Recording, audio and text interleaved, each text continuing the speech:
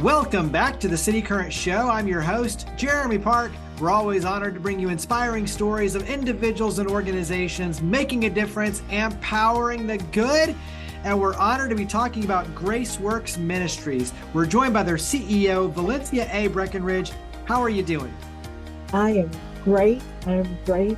Excited to be here and to get to toot the horn of GraceWorks Ministries. Well, you all do tremendous good. And when you talk about food, shelter, support, there's a lot of power for what you do. And so let's start with a little bit of the backstory. Give us some history for the organization. Well, and I realize some of our audience may not know what GraceWorks Ministries is. Our name doesn't totally give away what we do. I pray that it gives away the way in which we do it. We are a faith-based nonprofit community resource center.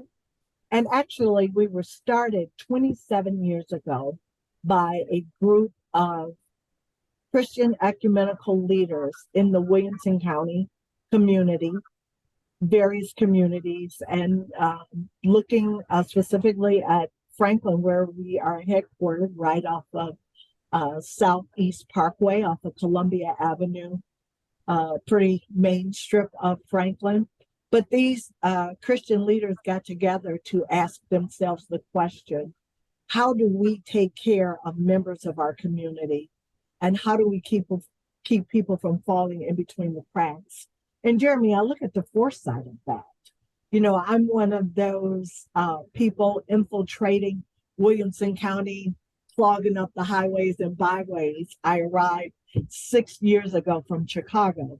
27 years ago, as I understand what Franklin and what Williamson County looked like, not like this, you know, that now we are one of the boom cities and counties. So the foresight, 27 years ago, how do we take care of people in our community? How do we keep them from falling in between the cracks? Jeremy, the cracks have gotten pretty big here when you look at Williamson County, right? I mean, it's an amazing county. I love it. 7th most prosperous county in the country, or depending on what year you look at those numbers, but it's a high number, you know, average salary, 6 figures. I always like to say all the women are a size 6, all the kids have perfect ACT scores, and all the dogs know sit, stay. And so what's wrong in Williamson County? Who needs GraceWorks, right? GraceWorks, our core services, haven't changed from the beginning.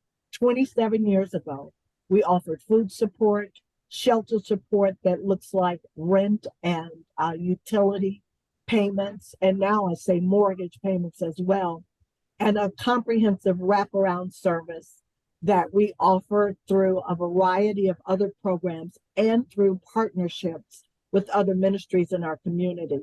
And we are an award-winning thrift store. Please come to our thrift store. So we haven't changed those core things in 27 years. So that's some amazing foresight when you look at who GraceWorks was then and who we are today. Give us some of the stats in terms of the numbers you track, but then also to illustrate the families and the individuals you serve, because as you mentioned, there is one side where you see the boom and the bustle. At the same time, there's so many that the pricing puts them out of market, and all of a sudden now they're on the margin. And so the very things that you see that create success also create opportunities and challenges for individuals to not just thrive, but just to survive. And so talk about the numbers, but give an illustration around the families and the individuals you serve. I'm happy to do that. We have a robust little ministry. I'd like to say we're small but mighty. And we serve Williamson County and beyond. I want to say anybody can come to us and get food, anybody from anywhere. And we see that through a variety of our food programs, through our brick and mortar food pantry, and we do mobile food pantries in rural areas. And we serve the schools with a special fuel bag program. And our rent and mortgage programs are only available to Williamson County employee. Williamson County resident. Sorry. Nonetheless, we serve over 13,500 last year, different individuals with 6 different resources. So you take that 13.5 and multiply it times 6 on average, looking at how many times they may have come to our food pantry, or they got rent assistance, and then 3 different times they got utility assistance. They came to our Manger. They got vouchers from our thrift store. They got a referral to a counseling center or to a medical center that we help pay for. And so a variety of services, really robust. I also want to mention that we invite our community to serve with us. And so we have a robust number of volunteers helping us. We have a staff of 51. We engage anywhere from 200 to 250 volunteers a week. And so we are outnumbered in our building at any given time by volunteers, and we love that. So Jeremy, who comes to GraceWorks? You think, oh, is it just poor people, or who in Williamson County needs GraceWorks? You would be amazed. We do serve those going through generational poverty, but we also serve those going through situational poverty. I'll give 2 stories. We had a family come in. The mom's a nurse. The dad is educated and starting his own business. They had a child who was born with very special needs. And so the dad, as he was getting his business up and running, and you got to get that running start. And the mom was finding out she was needing to miss so many days from work for special care for this newborn that was special needs, that she ended up getting laid off. These are educated people who never have had to ask for help before, in a temporary slump, right? The dad knew that his business was going to take off, but they ran into a situation, how you get that domino effect where medical expenses, and boom, then the job pulls back, and you just, while you figure it out, need a little bit of help in a season. And that's where they were. We also have a gentleman that we serve. He's on an oxygen tank, and he has lung cancer, and he lives alone. And he comes and he gets food, and his lung capacity is so low that when he gets the food, we put it in the trunk for him, and he has to wait for a neighbor to get home to help him bring it in. He's always going to need our help, and we're happy to help him as long as we can, right? As long as we are able to. We often have situations where a young woman, her mom, had some unfortunate drug problems, and she ended up taking in 2 younger siblings. She lived alone, and on her budget, she was fine. Now, all of a sudden, in a temporary situation till her mom gets on her feet, she's got 2 extra mouths to feed, 2 extra kids to clothe, and all of their school expenses.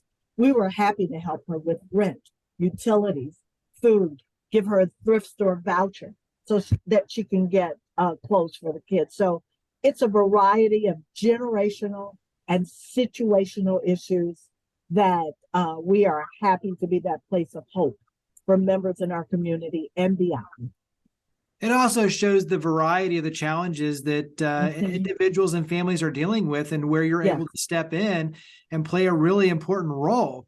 Talk about the youth, and one of the things that you all do are student fuel bags. So talk about that tied to the fuel, but for the youth. Well, I love that program because it is a partnership with the Williamson County and Franklin Special Schools, where there are 5,000 kids identified on the free and reduced lunch program. And it was teachers who came to us for help when they noticed those students on the free and reduced lunch programs Mondays, they would come to school and they were hungry and listless. We know a hungry child can't learn. And they said, GraceWorks, what can you do to help? And we came up with the fuel bag program, which is light meals and snacks that the kids can prepare for themselves over the weekend. And they are offered to those kids on the free and reduced lunch programs. And they contain things like microwavable mac and cheese, a can of beanie weenies, cheese and crackers, peanut butter and crackers, fruit cups, shelf-stable milk, granola bars. You get the picture, where they can just open and eat and not be at home hungry and waiting. I have an interesting story to tell about the fuel bags. There was two brothers, one in the younger school system in grade school and the other in junior high. Single mom, struggling. The mom was having surgery. And the teacher came to us and said, can they have a bunch of fuel bags to make it over the weekend so that the mom can recuperate and the kids can kind of fend for themselves? And we were happy to have that unexpected minister through our fuel bag program. Also, this week, actually starting today, we have the Manger, which is a Christmas shopping experience for our low-income neighbors. Another way that we serve the kids there. We have about 2,000 kids registered for that. And it's just a wonderful way to invite our community to join us in spreading Christmas cheer and joy during this special season. I love it. Talk about that in terms of the ways that we can help as the community. So how can the community help your efforts? So the Manger goes on all week. Right now, we are low on books and stuffed animals. And of course, we have a lot of younger kids coming. Those stuffed animals are important. Well, we all know the importance of books. And if you are able to support our efforts, we're running even today to the stores to purchase those things. We partner with Toys for Tots, and people have given generously. And thank you if you've done that. We just didn't get enough books and enough stuffed animals. You can go to GraceWorks Ministries.net and give toward the Manger so that we can continue keeping those bins of books and stuffed animals filled all week long. Talk about throughout the year, a typical year, what are the different ways we can plug in? Obviously, financial contributions all throughout the year, but talk about the different ways we can help. There are so many ways to help. I'm excited to have the opportunity. We have a volunteer manager. Her name is Erin Sowers, and she's on our website, GraceWorksMinistries.net. You can click on to volunteer opportunities in the food pantry, in our thrift store, at our mobile food pantry. We have our processing area where all of our in-kind donations, if you like going on treasure hunts and organizing things and making those things pretty, we have a huge need in our processing department. You sort through those donations, you tag them, you put them out in the store, help the thrift store look pretty. There are volunteer opportunities for committees. We have a planning committee for our upcoming annual dinner this April at the factory. And if you'd like to join that, there are subcommittees of the board. If you have specialties in strategic planning, IT, development, marketing, finance, investment, there are a number of committees. You can go on our website and just see all the opportunities year round. We'd love to have our community join us. Our mission, Neighbor Serving Neighbor, includes our community, that we expect, hope, and invite our community to please come serve those in your community with us. And so it's all in, it takes a village kind of thing. So volunteer opportunities abound. Hey, but that's what makes it powerful. And when you talk about the neighbors serving neighbors, I mean, that's exactly the plan, right? That is it in a nutshell. So on your end, what makes you excited when you look at the impact you're able to make? What puts a smile on your face when you look at the impact you're able to make? So, Jeremy, I came from Chicago, sight unseen, never been to Franklin, never been to Nashville.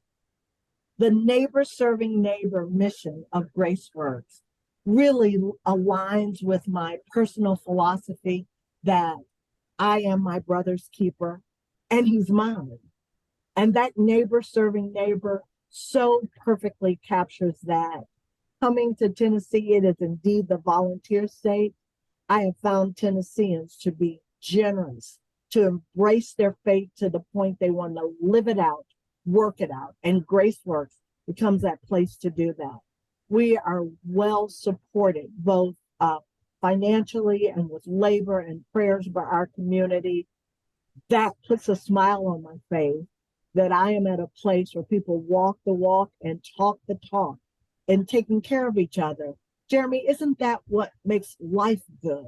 We don't get through it without needing somebody or some help along the way. I have needed it. I'm sure all our listeners have needed it. GraceWorks allows people to live that out.